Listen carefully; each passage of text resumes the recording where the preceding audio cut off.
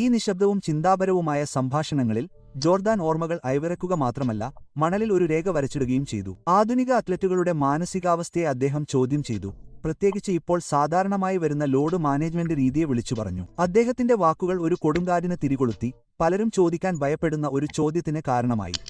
ദീർഘായുസ്സ് തേടി കളിയുടെ ആത്മാവ് നഷ്ടപ്പെട്ടോ?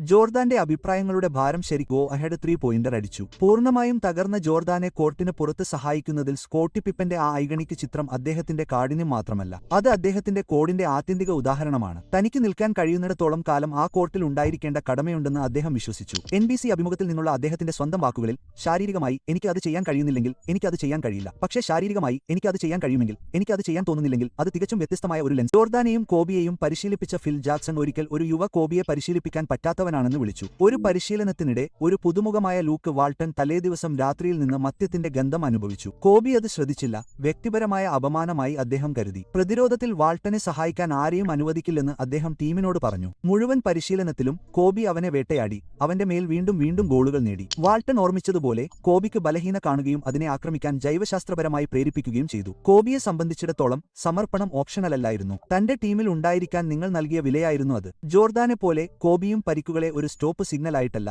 മറിച്ച് കീഴടക്കേണ്ട ഒരു വെല്ലുവിളിയായാണ് കണ്ടത്. മൂക്ക് ഒടിഞ്ഞതും ഷൂട്ടിംഗ് കൈയിലെ ഒടിഞ്ഞ വിരലും എണ്ണമറ്റ ഉളുക്കുകളും കടന്നാണ് അദ്ദേഹം കളിച്ചത്. 34 വയസ്സുള്ളപ്പോൾ തന്റെ 17ാം സീസണിൽ കോബി ഒരു ശരാശരി ലേക്കേഴ്സ് ടീമിനെ പ്ലേഓഫിലേക്ക് വലിച്ചിഴക്കുകയായിരുന്നു. വാരിയേഴ്സിനെതിരായ ഒരു മത്സരത്തിൽ അദ്ദേഹം ബാസ്കറ്റിലേക്ക് വണ്ടിയോടിച്ചു കുഴഞ്ഞു വീണു. അദ്ദേഹത്തിന്റെ അക്കില്ലസ് ടെൻഡോൺ പൊട്ടി. എന്നാൽ ഈ മാനസികാവസ്ഥ സ്വതന്ത്രമല്ലെന്ന് നിങ്ങൾ മനസ്സിലാക്കണം. ശാരീരികമായും വ്യക്തിപരമായും മാനസികമായും ഇതിന് ക്രൂരവും ക്ഷമിക്കാനാവാത്തതുമായ വിലയുണ്ട്. ശാരീരികമായ നഷ്ടമാണ് ഏറ്റവും വ്യക്തമായത്.